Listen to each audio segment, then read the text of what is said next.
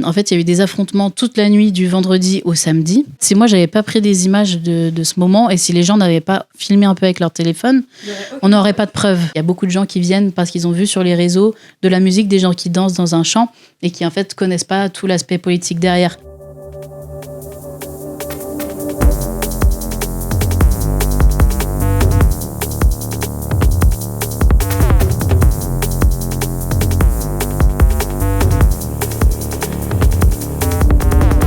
Qui suis-je ? Alors, moi, c'est Mathilde. J'ai 31 ans. Sur mes réseaux, je m'appelle Tales of Rave. J'ai commencé à voyager en camion il y a 12 ans avec mon copain qui voulait avoir un camion. Moi, je connaissais pas trop cet univers-là. Et lui, il allait en free party aussi. Donc, les deux sont un peu liés. J'ai commencé la photo donc il y a 10 ans à peu près. Au début, je prenais pas trop de photos. Vraiment avec un tout petit appareil. Et je voyageais en Europe, j'ai fait tous les pays d'Europe en camion. Je prenais des photos au début des paysages vraiment, donc pas du tout des gens, pas du tout ce que je fais maintenant. Et en fait, après, j'ai commencé à aller beaucoup en manif, notamment pendant les Gilets jaunes. Et c'est vrai que je me suis rendu compte qu'à la télé, il y avait tout un narratif autour des Gilets jaunes pour essayer de les mettre un peu tous dans le même panier et dire voilà, c'est un peu des gens de la campagne qui sont un peu bêtes et faire des portraits un peu comme ça, vraiment des groupes tous ensemble. En plus, on comprend pas trop leurs revendications et tout ça.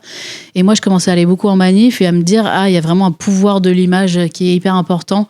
Quand on diffuse des images et quand on raconte des histoires, en fait, on a vraiment c'est un outil pour convaincre, un outil de soft power. Et du coup, j'ai commencé à discuter avec des gens et faire des photos, mais récolter leurs témoignages aussi. Et c'est là que je pense que j'ai commencé à avoir un peu cette approche sociologique du terrain pour avoir des photos, mais avoir aussi tout le contexte derrière, parce qu'en fait, c'est hyper intéressant. Et c'est vrai que souvent, en manif, on va vouloir prendre des photos sur le vif et avoir beaucoup de photos, avoir des photos impressionnantes. Et en fait, c'est intéressant d'avoir toujours ces images parce qu'elles existent et que la violence, elle a un sens parce qu'elle est en réponse à une autre violence. Mais c'est aussi intéressant d'avoir des images qu'on nous montre moins dans les médias et donc des témoignages de gens et des beaux portraits, qu'on voit les pancartes. Donc à partir de la sortie des Gilets jaunes, donc 2021, on parlait de Redon, justement. Ouais. Si je pense, ça a été ton premier moment fort de photo. Ouais. Exactement. Et comme en fait j'ai l'habitude d'aller en manif, j'ai eu vite le réflexe de quand même prendre mon appareil photo parce que à ce moment-là j'étais avec une copine, c'était sa première teuf, donc ça sera son souvenir à vie de sa première teuf parce qu'on se souvient tous, comme je disais, de sa première teuf. Et c'est vrai que elle a voulu fuir et moi je me suis dit non, il faut rester. De toute façon je l'ai rassurée et tout ça. On était dans un champ à côté parce que moi je faisais voler mon drone juste avant pour faire des images, donc j'ai failli avoir la charge des forces de l'ordre vue du ciel. Mais en tout cas, en fait, il y a eu des affrontements toute la nuit du vendredi au samedi. Donc là, il y a un jeune homme qui a perdu sa main. Il me semble que c'est avec une grenade de désencerclement. Lui, il s'appelait Alban, il avait 22 ans. Et il y a eu plein d'autres blessés.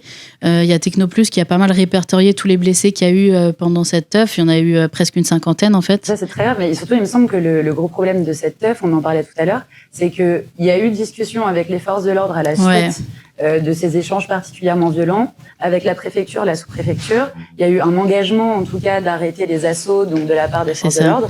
Et en fait, ce que tu me racontais, c'est que 2 heures plus tard, rebelote, mais en 2 fois plus violent. Les assauts de réduction des risques, donc qui sont là pour normalement réduire les risques festifs. Heureusement qu'il y en a qui sont infirmiers d'ailleurs dans le panel de gens qui sont dans ces assauts parce qu'ils ont vraiment soigné les gens. Et ils sont aussi en lien, ils font les médiateurs avec la préfecture. Et donc ils étaient en lien avec la préfecture, le sous-préfet, qui a dit non, on va pas faire un deuxième assaut parce que comme il y a eu des affrontements toute la nuit, on veut pas qu'il y ait des blessés. Enfin, pas d'autres. Et en fait, 2 heures plus tard, on a découvert qu'ils avaient totalement menti, en fait. Moi, je suis allée voir, il y a même un copain qui m'a dit « Fais voler ton drone pour aller proche des voitures, des fourgons de CRS pour voir. » Et ils avaient l'air de pas bouger, rien du tout. Et là, en fait, ils sont arrivés et en 45 minutes, ils ont tout détruit. Ils ont détruit les sons de système avec des pioches, des haches. Ils ont versé du jus dans les groupes électrogènes. Ils ont vraiment fait du sabotage. Et ils ont brûlé même des vinyles. Non, mais oui, c'est ça. Et tu me disais qu'il y avait un gars qui avait le pull qui brûlait. Ouais. Et moi, ce qui me semble qui est illégal, parce qu'il y a un droit de saisie, mais un droit de destruction comme ça, je suis pas sûre. Enfin, c'est pas légal, c'est sûr ce qu'ils ont fait. Mais d'ailleurs, ils ont eu aucune poursuite. Mais heureusement qu'il y a quand même Mediapart qui a fait des recherches et du coup qui a découvert heure par heure les écoutes en fait des forces de l'ordre, et donc ils savaient qu'ils étaient au courant pour le jeune homme qui a perdu sa main et qu'ils ont quand même refusé qu'il soit évacué par les pompiers. Donc les pompiers ne pouvaient pas rentrer sur le site pour évacuer toutes les personnes. On parle quand même de LBD dans la tête, de grenades de désencerclement dans la bouche, d'un jeune homme qui a perdu sa main. Et donc moi j'ai un témoignage d'une jeune femme qui a vu le jeune homme qui a perdu sa main, qui s'appelle Chloé. Et je me rappelle très bien de son témoignage parce qu'il m'a marqué vraiment. Quand je l'ai reçu, j'étais même pas prête à recevoir aussi tous ces témoignages quand je les ai demandés. Mais elle m'a dit que c'était vraiment horrible, qu'elle l'a vu du sang sur son pantalon en fait, parce qu'elle était juste à côté du gars qui a perdu sa main. Et elle l'a vu partir dans une voiture avec sa main dans un oreiller avec des teuffereuses qui l'ont emmené à l'hôpital parce qu'en fait ils ont pas voulu l'évacuer. Et il y avait Rémi Buzine de Brut et Clément Lano qui étaient présents pendant la nuit, mais après pendant la journée il y avait personne. Donc en fait si moi j'avais pas pris des images de ce moment et si les gens n'avaient pas filmé un peu avec leur téléphone, on n'aurait pas de preuves. Ouais. Et donc c'est pour moi c'est ça qui est aussi hyper important, c'est d'avoir des preuves des violences qu'on subit en teuf, parce que si on n'a pas d'image, juste les témoignages, on va pas nous croire en fait, parce que on croit pas du tout les teufeurs. Enfin. Donc là, c'est essentiel d'avoir des images supplémentaires. Voilà, c'est ça. Et justement, on en parle, on en arrive au thème principal, c'est que là, depuis quelques années, donc toi, tu vas en teuf depuis longtemps, depuis quelques années, tu sens le besoin de documenter à nouveau, parce que il y a une augmentation de la répression de la droite, du coup, du gouvernement macroniste. Donc, ouais, tu vois quand même cette augmentation de la répression. Tu sens qu'il y a une droitisation du pouvoir, tu le constates. Tu vois que les préfectures se ferment. Et là, progressivement, tu vois qu'il y a de plus en plus de prise de parole, parce que on peut en parler rapidement. Toi qui vas en teuf depuis 12 ans, tu as dû bien observer quand même que depuis 12 ans, ça change. Que depuis 12 ans, il y a peut-être moins de prise de parole à l'époque, que c'était plus admis que la teuf était politique intrinsèquement, et que là, maintenant, il y a un besoin même de réaffirmer les limites d'un espace qui pourtant se veut autogéré, qui pourtant se veut non pas apolitisé, mais au moins apolitique. Ouais, c'est ça, et du coup c'est assez bizarre. J'ai l'impression que c'est vraiment une réponse à ce qu'on subit en fait. Et de toute façon, tout le mouvement a été construit comme une contre-culture en opposition à toutes les législations qu'il y avait en Angleterre, notamment en 94 quand il y a eu la loi pour les rassemblements de moins de 20 personnes avec de la musique répétitive. Voilà. Et nous en France, on a Mariani en 2001, qui d'ailleurs maintenant est un élu d'extrême droite. Il est toujours là, lui, dans les coups fourrés. Eurodéputé RN là il y a pas longtemps. Et du coup, là, on l'a foutu à Paris, mais qui a pensé à le mettre là, je sais pas. Mais bref, 2001, il nous sort, du coup, voilà la loi où, donc, si on est. Il pénalise les free parties de moins de 500 personnes. Moins de 500 personnes, on peut saisir le matériel de Sono. Et en fait, dans les faits, on voit en 2025, on sait, grâce au Fonds de soutien juridique des sons de système, qui a des chiffres, qu'il y a eu 60 saisies. Donc, sur un an, ça fait plus d'une saisie par week-end. Et sauf qu'il y a, je crois, 70% des teufs qui sont des teufs de moins de 500 personnes. Donc ça veut dire que c'est illégal. Voilà.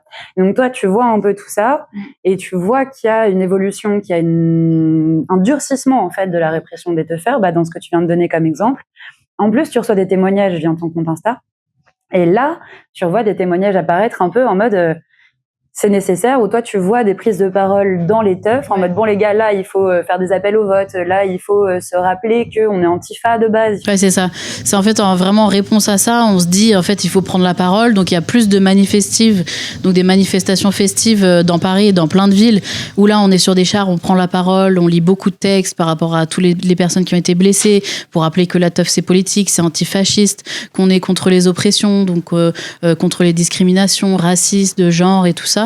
Et du coup rappeler en fait un peu les bases qui normalement sont intrinsèquement connues, mais d'habitude ça se fait en fait, c'est ton tonton ou ta tata en teuf comme on les appelle, c'est les anciens qui t'apprennent les règles, et du coup c'est pas vraiment des règles mais c'est un peu des principes, des valeurs, et ils te disent voilà la teuf c'est comme ça, t'accueilles tout le monde, on est contre les discriminations, on est contre un contrôle de l'État et tout ça. Et en fait maintenant il y a besoin d'aller plus loin que juste dire ça, parce que dans le public il y a des personnes d'extrême droite qui vont peut-être danser à côté de personnes qu'ils oppressent, et donc ça c'est dangereux pour notre espace. Et on a aussi au niveau politique déjà des lois qui nous menacent, qui sont proposées toujours par des élus de droite, et dans les faits vraiment une répression hyper violente. Et du coup, les prises de parole, elles arrivent même en free party maintenant. On a vraiment des prises de parole juste avant le feu d'artifice. Donc ça veut dire que c'est des moments charniers où il y a tout le monde qui est devant le son, qui écoute, et où là, on va dire diffuser ces messages et faire comprendre que la teuf, c'est politique. Moi, j'ai commencé à beaucoup le faire sur les réseaux il y a quelques années déjà. Mais c'est vrai que maintenant qu'il y a le collectif Techno Anti-Rep qui parle de répression et qui soutient aussi les manifestations féministes, les manifestations antifascistes, les prides et tout, bah, on essaye de rappeler que voilà, on est pour l'inclusivité, qu'on est pour la convergence des luttes et qu'en fait, nous, on peut prêter du matériel, par exemple, à des manifs féministes si elles en ont besoin ou peu importe, mais en fait, essayer de se mettre ensemble parce que la répression qu'on subit, c'est la même pour les agriculteurs, c'est la même pour les manifs féministes. On voit Némésis qui arrive dans les manifs féministes, bah, c'est pareil en teuf. Et donc moi, on m'a dit sur les réseaux, parfois en commentaire, que ça existait des sons de système de droite, enfin même d'extrême droite, et donc qui se revendiquent d'extrême droite. Mais donc les mecs, ils n'ont rien compris. Comment tu l'expliques ça justement? Parce que on en parlait tout à l'heure un petit peu, il y a cette histoire de déplacement un peu de la fenêtre d'Overton, c'est-à-dire déplacement de ce qui est acceptable ou pas. Et il y a pas mal de monde, on explique l'augmentation des votes pour le RN, notamment en 2024, par le fait que beaucoup de monde se sentent marginalisés, se sentent délaissés par le centre et la gauche, n'ont plus confiance en fait, ni dans la Macronie, ni dans la gauche. Et donc, dans cette espèce de mouvement de quasiment rébellion, vont se mettre à l'extrême droite en mode bon bah en fait, c'est ça qu'il faut faire, c'est ça la solution, tu vois. Oui, parce que je crois qu'il y a des gens qui ont cette idée qu'on a un peu déjà tout testé. Alors pourquoi pas tester le RN? Au moins peut-être quelque chose changerait. Mais ça c'est parce que c'est des gens blancs, sûrement hétérosexuels, qui en fait quand ils votent, bah ils voient pas de répercussions sur leur vie. Mais c'est les mêmes personnes qui vont aller occuper les espaces qui sont pas les leurs. En fait j'ai l'impression qu'en teuf, bah il y a l'extrême droite qui vient, mais c'est comme des mecs cis qui vont dans des clubs LGBT et qui oppressent les autres en les touchant ou en ayant des comportements déplacés. En fait c'est occuper les seuls espaces qu'on a d'expression où nous il y a quand même beaucoup de personnes queer dans la teuf qui peuvent s'exprimer, qui peuvent s'habiller comme elles veulent. Il y a vraiment une espèce du coup, de besoin à ce moment-là, comme on a tous senti en fait que ça commençait à évoluer, que le RN avait le vent en poupe, qu'on voit en vote un peu la mentalité des gens. Tu vois, on voit en vote national un peu la mentalité du peuple français, et si on voit en 2024 que là ça pète un peu, je pense qu'on a tous eu la même réflexion, on va purée, mais peut-être mon voisin ou ma voisine a mis un bulletin RN dans l'urne. Ouais, moi, ce qui me fait peur aussi, c'est le pourcentage de jeunes qui votent RN. Et c'est vrai qu'après, peut-être, ils vont évoluer dans leur vie, ils vont pas rester sur cette idée, mais du coup, en teuf, il y a quand même beaucoup de jeunes. Et si tu as 16 ans et tu es déjà aussi perdu, ça fait vachement flipper. Je pense qu'après, dans ces espaces, c'est bien aussi si peut-être les gens vont pouvoir être convaincus qu'ils vont pas vers la bonne direction. Mais en fait, on a déjà peu d'espaces d'expression qui sont assez safe. On peut pas ouvrir à tout le monde, et même si voilà, tout le monde peut venir, et ben en fait, on le sait que la teuf c'est antifasciste, c'est politique, et donc en diffusant de plus en plus ces messages sur les réseaux sociaux, en prenant la parole dans les manifs, dans les teufs, et ben on empêche un peu ces gens de venir. En tout cas, s'ils viennent, et ben ils vont pas prendre tout l'espace, ils vont pas trop dire qu'ils sont d'extrême droite, ils vont peut-être juste profiter du son. Mais en fait, sur les réseaux, il y a quand même des gens qui prennent des espaces comme ça. Il y a des photographes qui disent voilà, la teuf c'est pas politique, c'est apolitique, qui ont des milliers de followers et qui prennent des images en teuf et qui adorent la musique. En fait, ça vient par la musique. Les gens ils viennent parce qu'ils vont dans des clubs de art techno et qui découvrent cette musique et ils disent ah ouais, la teuf ça a l'air encore mieux, on a l'air encore plus libre, on peut être vraiment dans des champs, dans des usines désaffectées, il y a tout l'esthétisme autour. Mais en fait, ils prennent que l'esthétisme et la musique, mais ils prennent pas toutes les valeurs qu'il y a derrière. Alors qu'en fait, tu peux pas prendre juste un petit truc et pas prendre tout le package, ça va ensemble en fait. Et du coup, ouais, je pense qu'on se rend plus compte que maintenant, il y a beaucoup plus de gens de droite et donc des sons-systèmes d'extrême droite. Moi, j'ai découvert ça. Et j'ai complètement halluciné. J'ai demandé à la personne, dis-nous le nom, comme ça on pourra soit y aller pour voir qu'est-ce qu'ils revendiquent, soit juste les boycotter. Ça se fait quand même de boycotter des sons de système, ça a déjà existé, parce que s'il y a des gens qui ont des comportements déplacés ou qui ont eu des propos un peu comme ça, la teuf c'est apolitique, bah en fait ils vont être un peu exclus et peut-être qu'ils continueront à faire leur truc, mais en tout cas ils seront moins soutenus, quoi. C'est intéressant en vrai parce que souvent on a tendance à penser grossièrement que la teuf étant un espace autogéré, étant un espace qui se veut apolitique par définition politique politicienne, qui se veut même en réfractaire par rapport au système en place et au gouvernement en place, on peut vite penser que c'est un espace dans lequel justement on pose pas trop la question de savoir si t'es politisé ou pas, et que c'est un endroit justement dans lequel où tu peux te fondre dans la masse et ne pas avoir à sortir ta carte électorale à tout instant. C'est ça. Et en fait, il y a un peu cette idée de oui, on vit dans un espace où tu n'as pas à te justifier en permanence, Mais par contre, il y a un fonctionnement intrinsèque et il y a des limites qui sont posées, qui sont nécessaires et qui, elles, sont des limites politiques-politiciennes. C'est-à-dire pas d'extrême droite, pas de comportement d'extrême droite, parce que par extension, si tu as un comportement excluant, raciste, homophobe, misogyne, si tu as un comportement où tu vas valoriser des systèmes d'oppression, bah, tu as un comportement de droite, voire d'extrême droite. Donc finalement, ça reste un espace de gauche. C'est ça. Et est-ce que genre, c'est bien accueilli en général, les prises de parole en teuf que tu as pu voir, les appels à la mobilisation antifasciste et tout? Oui, carrément. Et il y a même des siamotuti antifascistes qui se lancent.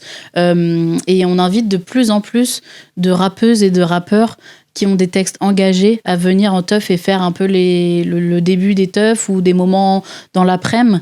Et je pense que ça, c'est un peu comme une prise de parole aussi, parce que souvent, elles vont en plus dire des trucs en plus de leur musique, mais c'est souvent des textes comme ça, hyper antifascistes ou féministes, et je pense que c'est hyper important d'avoir ça dans ces espaces, mais aussi sur les réseaux. Moi, c'est beaucoup sur les réseaux que je prends la parole, et c'est vrai que c'est tellement puissant, les réseaux, que tu peux avoir un gros impact. Donc après, dans les commentaires, il y a plein de débats et tout, mais en fait, les débats, ils portent souvent sur la sémantique du mot, plutôt que sur le fond. En fait, les gens, ils disent, voilà, comme tu disais tout à l'heure, c'est pas politique parce que la politique, c'est les politiciens, les politiciennes.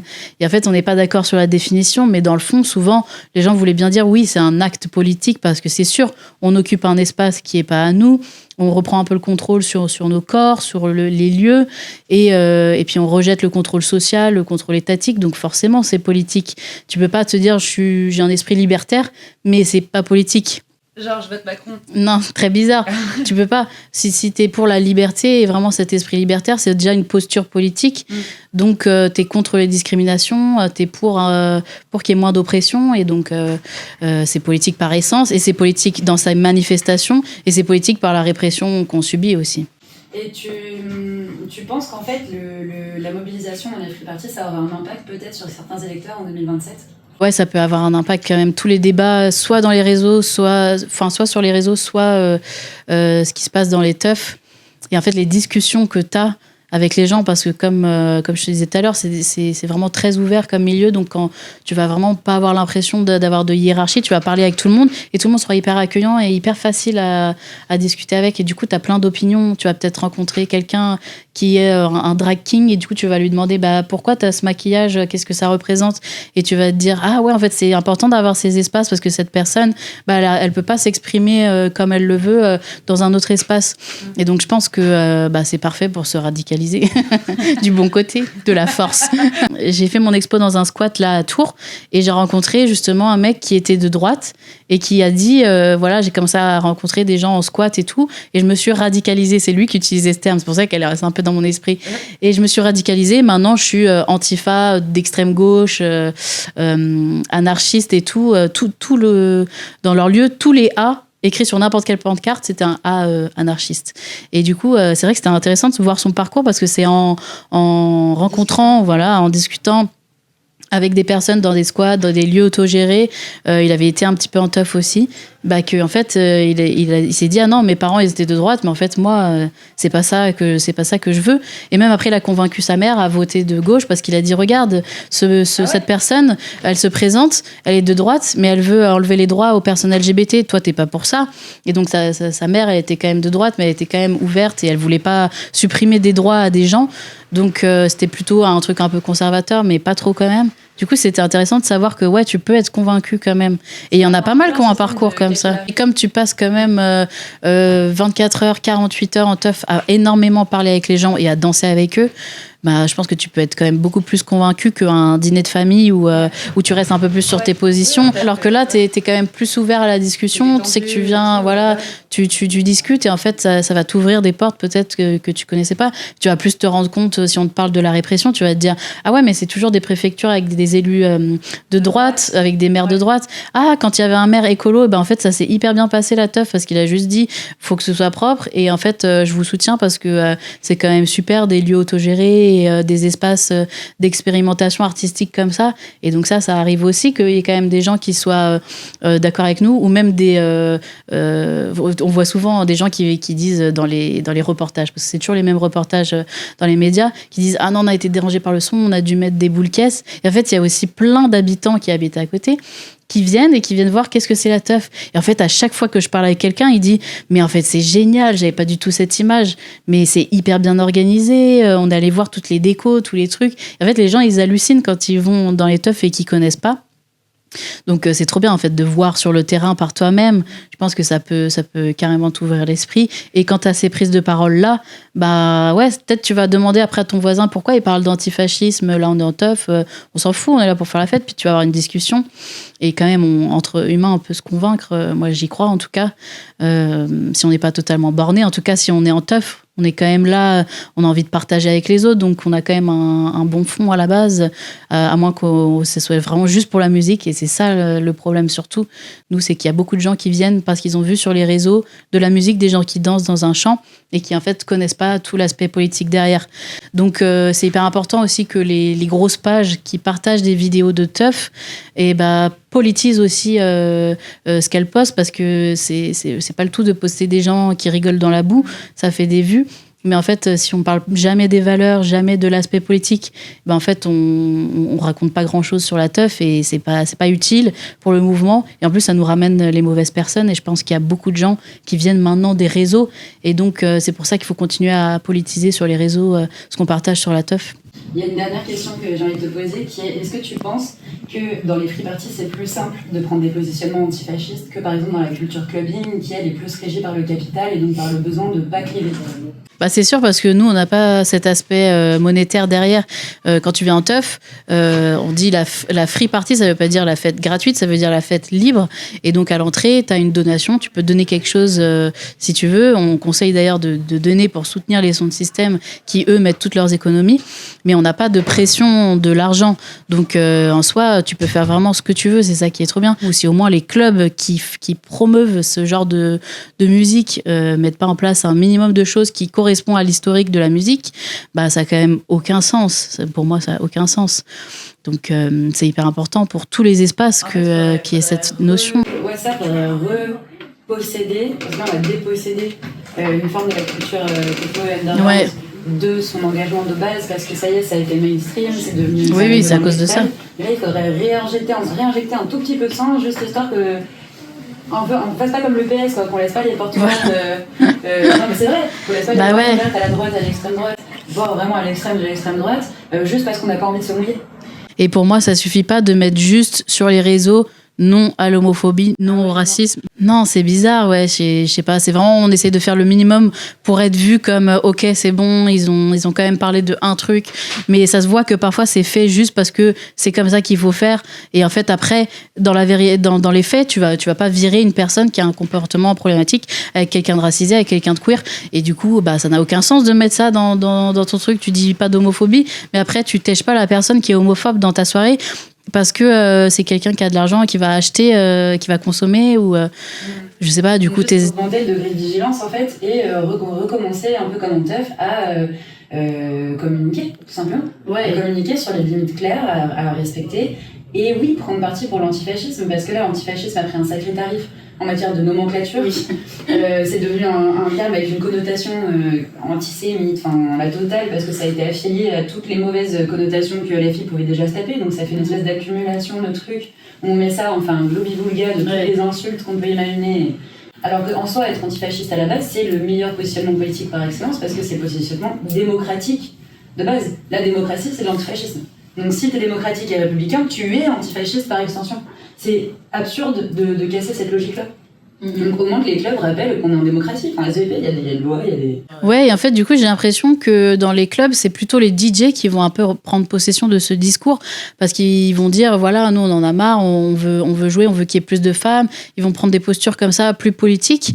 Mais du coup, c'est compliqué pour eux, parce qu'après, t'es pas forcément booké, t'es booké que dans des endroits où, voilà, on veut bien que t'aies cette parole, mais ils sont obligés de le faire, et heureusement qu'il y en a qui le font, parce que les espaces en eux-mêmes, ils le font pas forcément. Après, ça dépend des endroits, mais il y a vraiment cette grosse culture de la art techno assez blanc, hétéro, de droite. Et du coup, je pense que parfois, ils font exprès de mettre des visuels qui plaisent à ces personnes-là.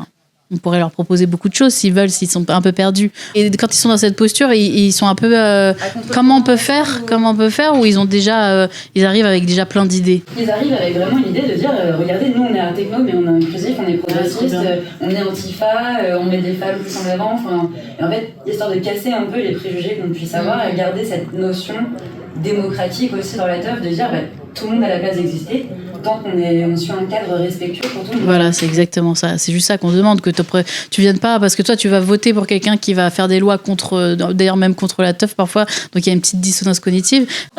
T'as voté peut-être pour Mariani aux élections à Paris, mais en fait, c'est lui qui a fait la loi contre tes potes pour qu'ils posent leur son. Ça n'a aucun sens.